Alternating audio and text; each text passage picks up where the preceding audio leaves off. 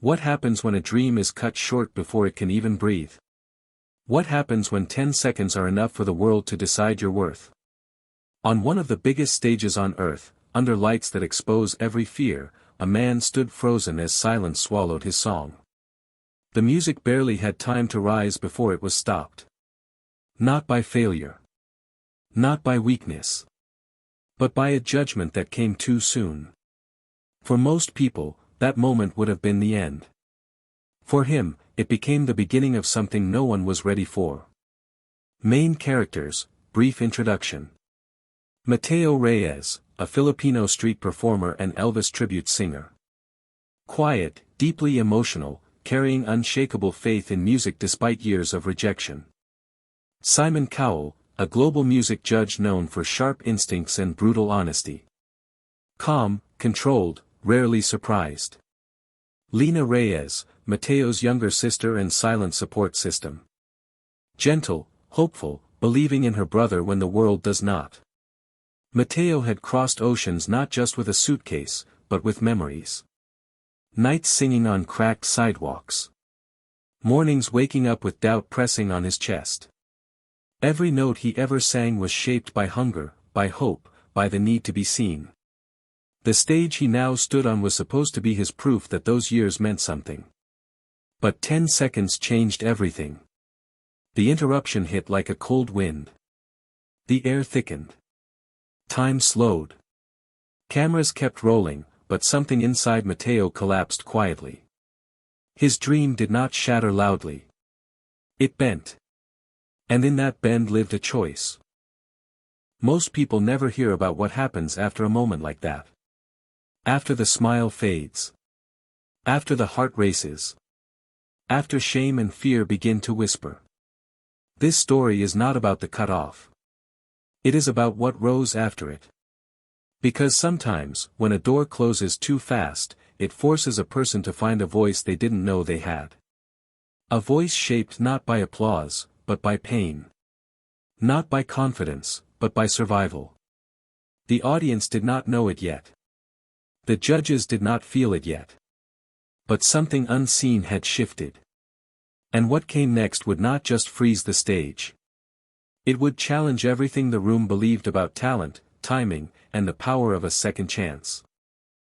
Elijah Cruz had learned early how to live quietly. Not because he wanted to, but because the world asked him to. His childhood unfolded in narrow streets where dreams learned to stay small. Homes stood close together, but hope often felt far away. Money was always counted twice. Possibilities were counted even less. Music arrived like a secret. An old radio sat near the window, its sound rough and uneven. When Elvis Presley's voice came through, it carried something different. Strength wrapped in sadness. Confidence born from pain. Elijah listened without blinking. He did not understand the words fully. But he understood the feeling. He sang softly at first. Afraid of being heard. Afraid of being laughed at. His mother noticed before anyone else.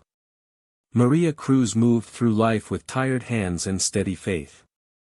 She worked long hours cleaning hospital floors. Her dreams had been set aside, but not forgotten. She never pushed Elijah.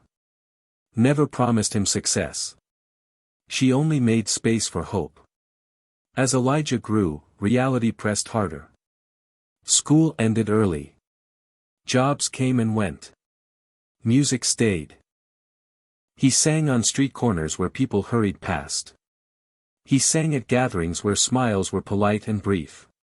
He sang into the night, alone, with no audience at all. Rejection became routine. So did resilience. People told him to be realistic. To find something safer.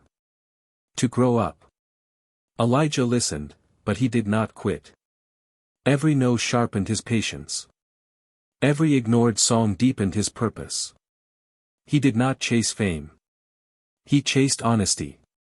When America's Got Talent appeared like a distant star, it felt unreachable. But some chances are not about certainty. They are about courage. Packing his bag felt heavier than expected. Not because of fear, but because of responsibility. Maria watched him leave without tears. She knew this journey was bigger than comfort. Elijah carried only what mattered. A voice shaped by struggle. A heart trained to endure. And now, standing on that stage, with silence pressing in. Every moment of that past returned, not as weight, but as strength waiting to rise. The silence did not fade. It pressed closer. Elijah stood in the center of the stage, feeling every second stretch longer than the last. The lights no longer felt blinding. They felt exposing. This was the moment where most stories end quietly. Where disappointment lowers the head. Where dreams step back into the shadows. Elijah felt the familiar pull to retreat. The instinct to protect himself from embarrassment. The urge to accept the stop as a verdict. But something deeper stirred. It came from years of restraint. From swallowed frustration. From choosing patience when quitting would have been easier. He thought of the long nights practicing in silence. Of singing softly so the world would not notice his hope. Of every time he told himself that being unheard did not mean being unworthy. The interruption had cut the music, but not the meaning. Elijah's breathing slowed. His heartbeat steadied. This was no longer about the judges. It was about dignity. He remembered why he came. Not to win. Not to impress. But to honor the voice he had built through struggle. The stage shifted in his mind. It stopped being a place of judgment. It became a place of truth. He felt his shoulders relax. Not in surrender, but in resolve. Fear did not disappear. It simply stopped leading. The audience sensed the change. Something quiet yet powerful moved through the room. An unspoken recognition that a line had been crossed. Cameras held still. Waiting. Elijah lifted his head fully now. His posture no longer asked for permission. It carried acceptance of whatever would follow. In that stillness, a choice settled firmly inside him. To continue as himself. Fully. Honestly. Even if it ended there. Even if the world turned away. Because some moments are not meant to be won. They are meant to be claimed. And as Elijah prepared to continue, the silence transformed. From a threat into a witness. The music returned quietly. Not as a performance. As a presence. Elijah's voice followed, softer at first. Unforced. Unprotected. It carried the weight of every place he had ever sung unnoticed. Street corners warmed by the sun. Rooms filled with loneliness. Dreams whispered instead of shouted. This time, there was no attempt to impress. No effort to copy. Only truth. The sound felt raw, almost fragile. And that made it powerful. The audience shifted, not from boredom, but from recognition. Something honest had entered the room. Something rare. Elijah stood still, letting the voice do the traveling. Each note moved slowly, carefully, like a memory being unwrapped. The rhythm felt lived in, shaped by years rather than rehearsal. His face remained calm, but inside, something opened. Fear loosened its grip. Confidence grew, not loud, but steady. Maria watched from the crowd, hands clasped tightly. She recognized the change immediately. This was the voice he sang with when no one was watching. The voice of endurance. The judges leaned forward almost without realizing it. Evaluation faded into listening. Critique gave way to curiosity. Even Simon's expression softened. Not into praise. Into attention. The stage lighting felt warmer now. Not because it changed, but because Elijah had. Every breath felt intentional. Every pause meaningful. This was no longer a contest. It was a confession. The room grew still again, but this time, the silence welcomed the sound instead of swallowing it. People forgot to blink. Forgot to judge. They were not watching a Filipino Elvis. They were witnessing a man stepping fully into himself. And with each note, the distance between stage and soul disappeared. The final note did not fade away. It settled. It hung in the air like something sacred. Too heavy to rush past.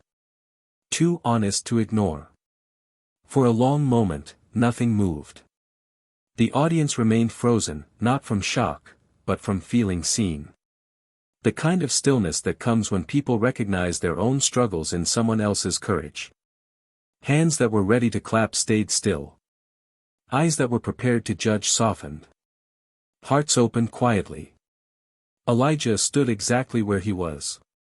His chest rose and fell slowly now. Not from nerves, but from relief. He had given everything. Not to the room. To himself. Maria's tears flowed freely. She did not wipe them away. They carried years of patience, sacrifice, and faith. In that moment, every late night and silent prayer felt answered. The judges did not rush to speak. Evaluation felt unnecessary. This was not about notes or technique.